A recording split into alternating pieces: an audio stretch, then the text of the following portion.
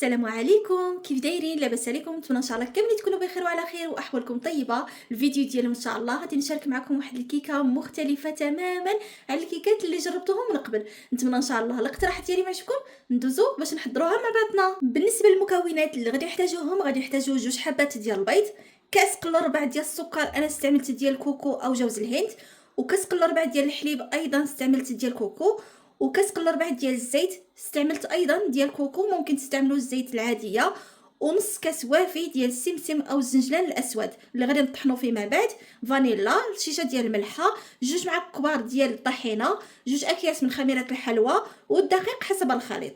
هادو هما المكونات اللي احتاجوهم. دابا ان شاء الله ندوزو طريقه التحضير.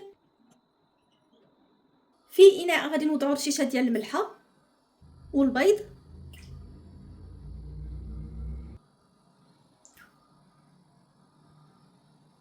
والفانيلا والسكر، ونطربوا المكونات.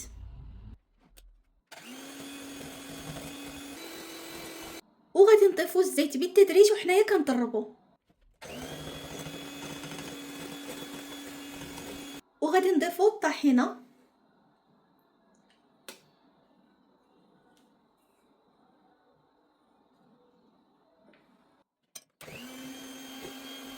وغادي نضيفوا الحليب،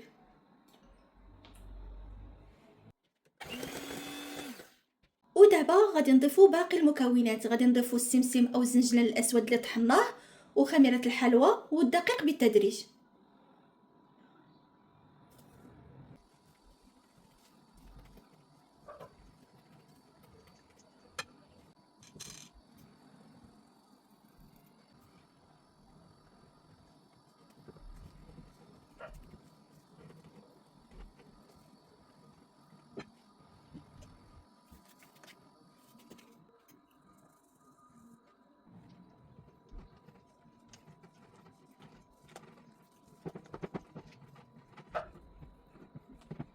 بالنسبه للمول فغادي نستعمل هذا على هذا الشكل، دهنوه يا اما بالزيت ديال كوكو او الطحينه او الزبده على حسب الرغبه ديالكم، وانا غادي نرشو بالسمسم الاسود والابيض.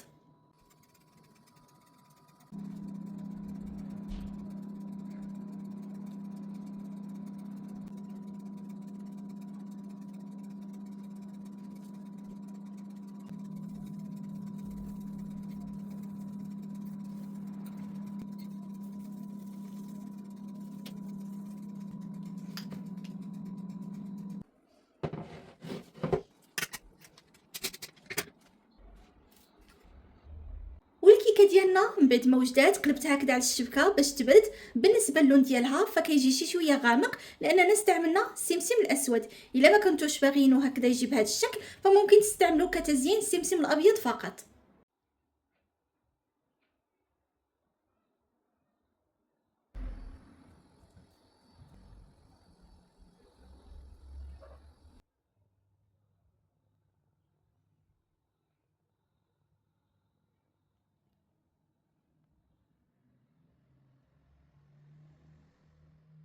والكيكه ديالنا اللي حضرناها مع بعضنا ها هي وجدات، كنقدمها لكم بالصحه والراحه.